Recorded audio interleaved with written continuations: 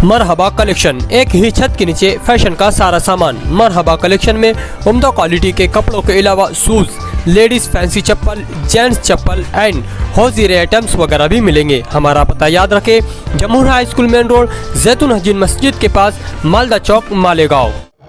बिस्मिल्लाहिर्रहमानिर्रहीम व बिही नस्तईन। इसमें कोई शक नहीं कि मदारिस इस्लामिया और मकातिब दीनिया मिल्लत इस्लामिया के लिए रीढ़ की हड्डी की हैसियत रखते हैं। यही वो मरकज़ी पावर हाउस है जहाँ से मिल्लत इस्लामिया के हर शोबे को बिजली फराहम होती है। तहफ़्फ़ुज़ दीन मतीन, इशाअत दीन, तबलीग़ दीन, दिफ़ा दीन और नस्लों के दीन व ईमान के तहफ़्फ़ुज़ का बुनियादी मरकज़ अगर सारे आलम में कोई है तो या तो वो मदरसा है या मकतब है। मदारिस इस्लामिया और मकातिब दीनिया ने जो अज़ीम शान खिदमत अंजाम दी है वो अज़हर मिन अश-शम्स है।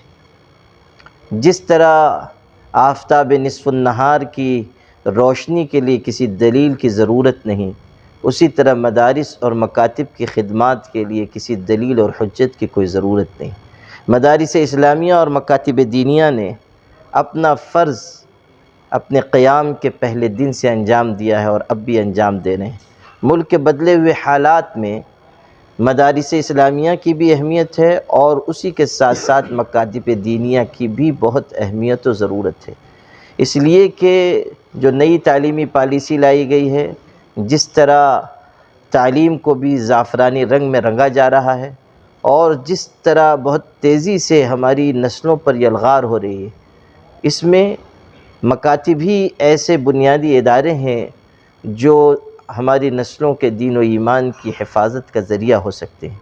इसलिए ये चाहा जा रहा है कि हम मदारिस को, मकातिब को और मज़बूत करें, मुस्तहकम करें, मेयार तालीम अच्छा बनाएं और हम मकातिब में सिर्फ़ नूरानी कायदा, तजवीद, क़िरत न पढ़ाएं, बल्कि उसी के साथ साथ हम दीन व ईमान भी अपने बच्चों को घोल कर पिला दें और उनके दिलों पर सिर्फ़ हम हुरूफ़ तहज्जी नक्श न करें, बल्कि तौहीद और रिसालत का भी नक्श कायम करें।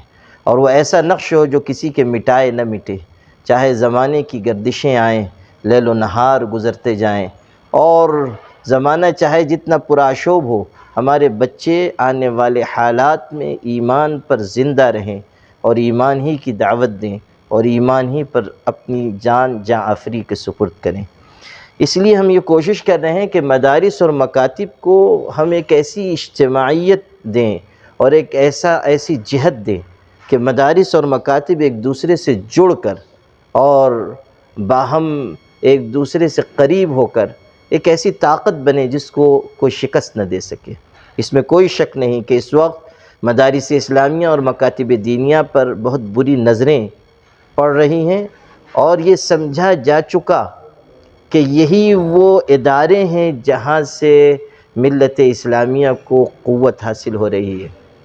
मैं एक बात कहा करता हूँ कि हमने मदारिस और मकातिब की अज़मत, अहमियत, क़द्र मंजिलत और इफ़ादियत समझी हो या न समझी हो, हमारे दुश्मनों ने इसकी अहमियत को अच्छी तरह समझा है और इसीलिए मदारिस और मकातिब के गिर्द घेरा तंग किया जा रहा है। हमारी ये ज़िम्मेदारी है कि हम आने वाले ख़तरात को अभी से महसूस कर लें। जिस तरह किसान निगाह उठा कर देखता है और मौसम की तब्दीली को वक्त से पहले महसूस कर लेता है और उसके मुताबिक तैयारी करता है, उसी तरह हम अहले मदारिस को भी वक्त रहते हुए क़ब्ल अज़ वक्त ख़तरों को भांप लेना चाहिए और उसके मुकाबले की तैयारी करनी चाहिए। जवां मर्द वो नहीं होता जो मुश्किलात और हालात से दो चार होने के बाद हथियार डाल देता है।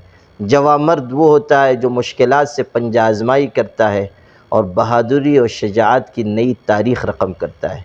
मदारिस इस्लामिया और मकातिब दीनिया ने जिस तरह इस मुल्क की हिफाजत की है, अब इस मुल्क की फ़िरक़ा परस्ती और बढ़ती हुई नफ़रत का भी यही मुकाबला कर सकते हैं। अहले मदारिस का ये पैगाम है कि हर तरफ मोहब्बत ही मोहब्बत हो, सब मिलजुल कर रहें। जो उनका काम है अहले सियासत जाने, मेरा पैगाम मोहब्बत है जहाँ तक पहुँचे। हमारे इन्हीं मकासद के पेश नज़र ہمارے شہری سطح پر ایک وفاق قائم ہوا، ایک متحدہ پلیٹ فارم تمام مدارس کا، پھر مکاتب دینیہ کا۔ کل 20 ستمبر کو اس کی میٹنگ ہوئی اور ماشاءاللہ بہت اچھے ماحول میں بڑی تعداد میں ہمارے مکاتب کے نظماء ذمہ داران آئے، اور ان سب کے اتفاق رائے سے ایک ذیلی شعبہ وفاق المدارس والمکاتب کا قائم کیا گیا، جس کو شعبہ مکاتب کا نام دیا گیا، اور اس میں حضرت مولانا نعیم الظفر صاحب نعمانی ندوی جو نائب امام ہیں جامع مسجد کے، ان کو اس شعبے کا صدر مقرر کیا گیا، اور 5 نائبین صدر حضرت مولانا عمران اسجد ندوی صاحب، قاری حفیظ الرحمان صاحب، مولانا امین الجبار ملی صاحب، مولانا حافظ ساجد اشاعتی صاحب، مولانا عبدالرحمن جمالی صاحب، یہ سب حضرات نائب صدر چنے گئے۔ جنرل سیکریٹری کی حیثیت سے مولانا آصف شعبان صاحب کا انتخاب ہوا، اور 5 سیکریٹریز چنے گئے، قاری ریحان فردوسی صاحب، قاری اشفاق صاحب، اور اسی طرح مفتی عامر یاسین ملی صاحب، مولانا سفیان جمالی صاحب، اور ایک سیکریٹری ہمارے حافظ جمیل اشاعتی صاحب، اور ایک ترجمان چنا گیا ہے مولانا عقیل ملی قاسمی صاحب کو، جو ماشاءاللہ بہت متحرک فعال ہیں۔ یہ ایک تنظیمی ڈھانچہ بنا ہے۔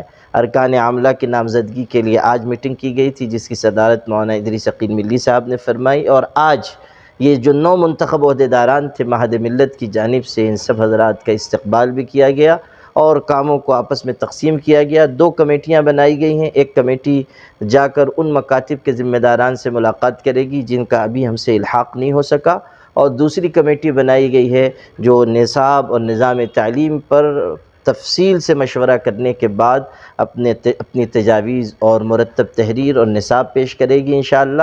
اس کمیٹی کے کنوینر حضرت مولانا عمران اسجد ندوی صاحب کو بنایا گیا ہے، اور پہلی کمیٹی حضرت مولانا نعیم الظفر صاحب کی قیادت میں مکاتب کے ذمہ داران سے ملاقات کرے گی۔ مجھے امید ہے کہ یہ ایک ایسی پہل ہوگی جو انشاءاللہ ریاست میں اور پھر ریاست کے بعد ملک میں بھی پھیلے گی۔